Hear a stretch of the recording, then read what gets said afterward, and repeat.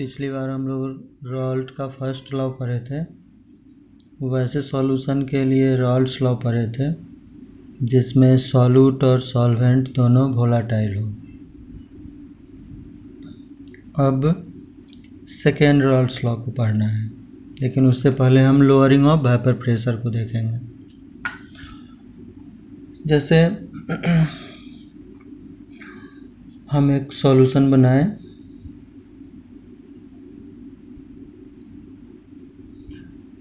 Solution में हम जैसे पानी लिए, वाटर, और इसमें हम शुगर को ऐड कर दिया। वाटर के बारे में हम जान रहे हैं, वाटर वोलाटाइल सॉल्वेंट है। इस वोलाटाइल सॉल्वेंट में हम शुगर को मिलाए हैं। शुगर के बारे में हम जान रहे हैं, शुगर नॉन वोलाटाइल सॉल्यूट। मतलब हम एक सॉल्यूशन बनाए हैं जिसमें सॉल्वेंट वोलाटाइल है, इवेपोरेट हो सकता है, वेपर में चेंज हो सकता है, और सॉल्यूट नॉन वोलाटाइल है, शुगर है। दोनों को मिक्स करके सॉल्यूशन बना दिया। अब अच्छा, अगर हम सिर्फ पानी को देखें, सॉल्वेंट वाटर लिए, प्योर सॉल्वेंट लिए।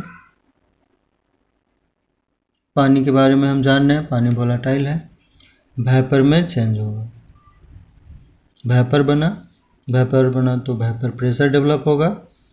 चूँकि प्योर वाटर हम लिए हैं, प्योर वाटर मतलब अभी इसमें और हम कोई कंपोनेंट मिक्स नहीं किए, कोई भी सब्सटेंस इसमें हम मिक्स नहीं किए हैं, तो ये प्योर सॉल्वेंट है।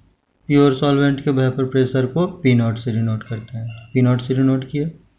अब इसी पानी में यहाँ हम बात करें वेपर बनने की, यहाँ पर तो मेनली हम यहाँ इवेपोरेशन के प्रोसेस को देख रहे हैं। यहाँ जो वेपर प्रेशर डेवलप हो रहा है उसमें जो वेपर है वो इवेपोरेशन के प्रोसेस के कारण। इवेपोरेशन का प्रोसेस सिर्फ सरफेस पे होता है, सतह पे, लिक्विड के सरफेस पे होगा।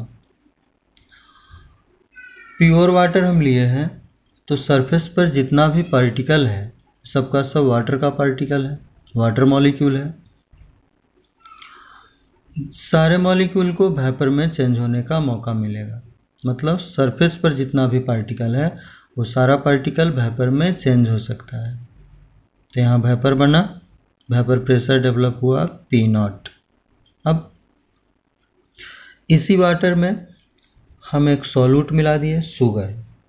शुगर के बारे में हम जानते हैं नॉन वोलाटाइल सॉल्यूट है, वेपर में चेंज नहीं हो सकता, सॉल्यूशन बन गया। अब हम यहाँ देखें तो हम जानते हैं सॉल्यूशन में पार्टिकल का डिस्ट्रीब्यूशन आइडेंटिकल होता है। हर जगह कंपोनेंट्स समान रूप से फैले हुए होते हैं। वाटर और शुगर का डिस्ट्रीब्यूशन हर जगह आइडेंटिकल होगा। तो अगर हम सरफेस की बात करें, क्योंकि यहाँ हम इवेपोरेशन को देख रहे हैं, वेपर प्रेशर को देखना है हमको, तो हम सरफेस की बात करें तो यहाँ सरफेस पर वाटर पार्टिकल भी है और साथ में शुगर का पार्टिकल भी होगा। क्योंकि ये सॉल्यूशन है तो सतह पे दोनों, हर जगह किसी भी पार्ट में हम देखें तो वाटर और शुगर दोनों होगा।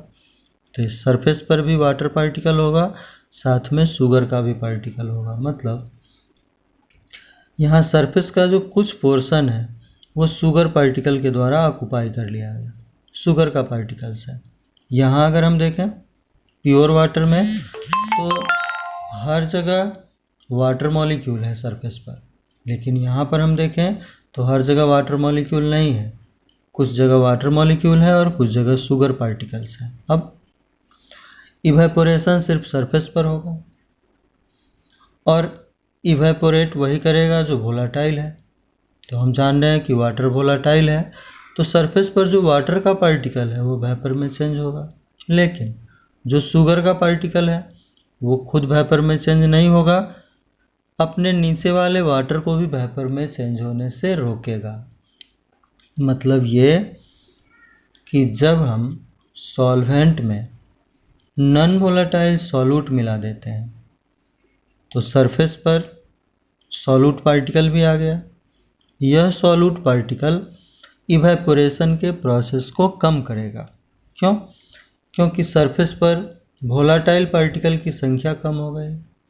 पानी वोलेटाइल है, यहाँ पर पूरे सरफेस पर पानी का मॉलिक्यूल था, लेकिन यहाँ कुछ स्पेस को शुगर ऑक्युपाई कर लिया, तो यहाँ वाटर पार्टिकल की संख्या कम हो गई सरफेस पर, कुछ जगह पे शुगर पार्टिकल आ गया। तो वोलेटाइल पार्टिकल की संख्या कम हो गई तो इवेपोरेशन कम होगा, वेपर कम बनेगा, और वेपर कम बनेगा तो वेपर प्रेशर कम डेवलप होगा। हम बात करें तो ये सॉल्यूशन बन गया। सॉल्यूशन में भी वेपर बना, वेपर प्रेशर डेवलप हुआ। सॉल्यूशन के वेपर प्रेशर को हम पीएस से डिनोट कर रहे हैं। तो यहाँ अगर हम देखें तो सॉल्वेंट में जितना वेपर बना उतना वेपर सॉल्यूशन में नहीं बन पाया, इसलिए सरफेस पर वाटर पार्टिकल की संख्या कम हो गई, वोलेटाइल पार्टिकल की संख्या कम हो गई। क्यों? कुछ स्पेस को सॉल्यूट का पार्टिकल ऑक्युपाई कर लिया। जो नॉन वोलेटाइल है वो खुद वेपर में चेंज नहीं होगा, अपने नीचे वाले पानी को भी वेपर में चेंज होने से रोकेगा। तो यहाँ इवेपोरेशन कम होगा, वेपर कम बनेगा, वेपर प्रेशर कम होगा। इसका मतलब ये हुआ कि वेपर प्रेशर ऑफ सॉल्वेंट ये हमेशा ज़्यादा होगा वेपर प्रेशर ऑफ सॉल्यूशन से। सॉल्वेंट का वेपर प्रेशर सॉल्यूशन के वेपर प्रेशर से हमेशा ज़्यादा होगा, लेकिन ये बात हम तब करेंगे जब सॉल्यूट नॉन वोलेटाइल हो। ये तब की बात है, ये कंडीशन तब आएगा जब सॉल्यूट नॉन वोलेटाइल हो। इसका मतलब ये हुआ कि किसी वोलेटाइल सॉल्वेंट में अगर हम किसी नॉन वोलेटाइल सॉल्यूट को मिला देते हैं तो वेपर प्रेशर कम हो जाता है। It is called lowering of vapour pressure. इस फेनोमेनन को लोअरिंग ऑफ वेपर प्रेशर कहते हैं। एक सिंपल सा टर्म है lowering of vapour pressure. Vapour pressure में कमी। कैसे कमी आई? तो किसी वोलेटाइल सॉल्वेंट में, जैसे वाटर वोलेटाइल सॉल्वेंट है, किसी वोलेटाइल सॉल्वेंट में नॉन वोलेटाइल सॉल्यूट मिला दिए तो वेपर प्रेशर में कमी आ गई। मतलब इसको हम ऐसे डिफाइन करें, when in volatile solvent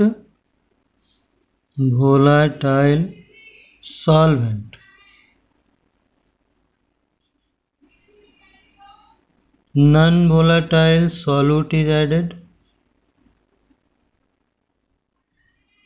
non-volatile solute is added, then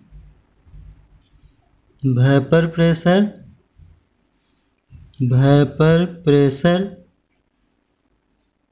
decreases. Vapor pressure decreases. It is called lowering of vapor pressure. It is called lowering of vapor pressure. तो हम लिखें अगर इसको ऐसे, lowering of vapour pressure is equal to, कितना कम हो गया? तो पहले सॉल्वेंट का वेपर प्रेशर P0 था, सॉल्यूशन का वेपर प्रेशर PS हो गया, दोनों को माइनस किए तो जो डिफरेंस आ गया वो लोअरिंग ऑफ वेपर प्रेशर हो गया। अब तो एक सिंपल सा टर्म था लोअरिंग ऑफ वेपर प्रेशर। किसी वोलेटाइल सॉल्वेंट में जब नॉन वोलेटाइल सॉल्यूट को हम मिला देते हैं तो वेपर प्रेशर में कमी आ जाती है। It is called lowering of vapour pressure. अब इसके कॉज को हम लिख लें, क्यों कम हुआ? तो कम इसलिए हुआ कि जब हम नॉन वोलेटाइल सॉल्यूट को मिक्स किए तो सरफेस पर वोलेटाइल पार्टिकल की संख्या कम हो गई, इवेपोरेशन कम हो गया, वेपर कम बना, इसलिए वेपर प्रेशर कम हो गया। तो हम इसको ऐसे लिखें, when non-volatile solute is added non volatile solute is added. In volatile solvent,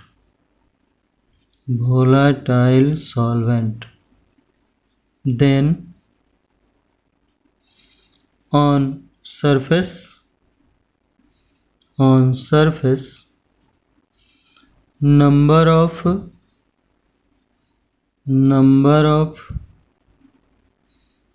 volatile particles decreases. Number of volatile particles decreases. Rate of evaporation decreases.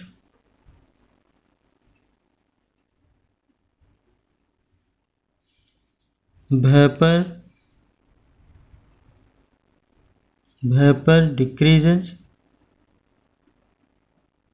So vapor pressure decreases. So vapor pressure decreases. हम उसी बात को लिखें कि जब volatile solvent में non volatile solute को mix कर देते हैं तो सरफेस पर वोलेटाइल पार्टिकल की संख्या कम हो जाती है। जैसे पानी में चीनी को ऐड किए तो सरफेस पर पानी के पार्टिकल की संख्या कम हो गई।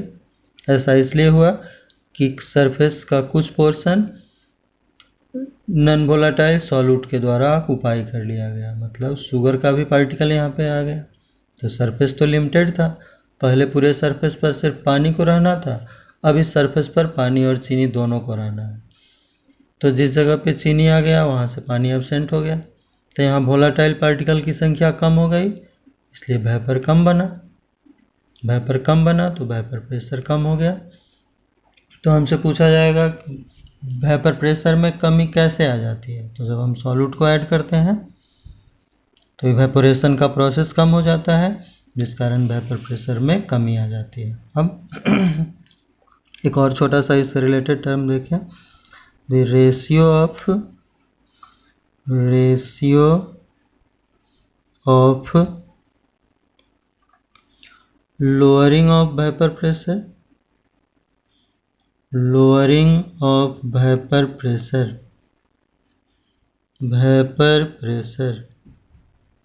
and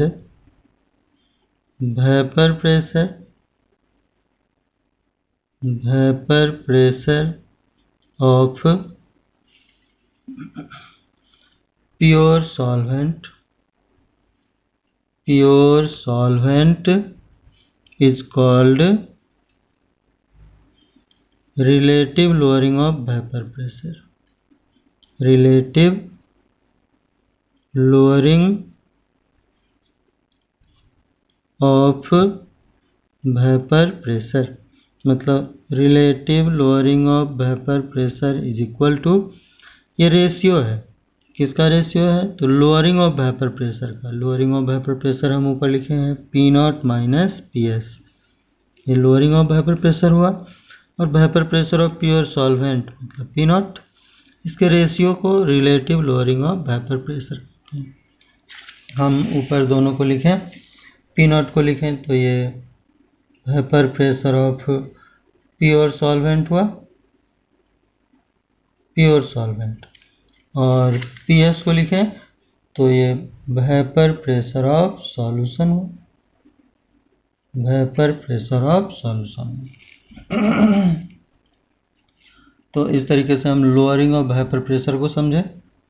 lowering of vapour pressure क्या होता है, लोअरिंग ऑफ वेपर प्रेशर का कॉज क्या है, और relative lowering of vapour pressure क्या है। तो relative lowering of vapour pressure एक रेशियो है लोअरिंग ऑफ वेपर प्रेशर का और vapour pressure of pure solvent, इसके रेशियो को relative lowering of vapour pressure कहते हैं।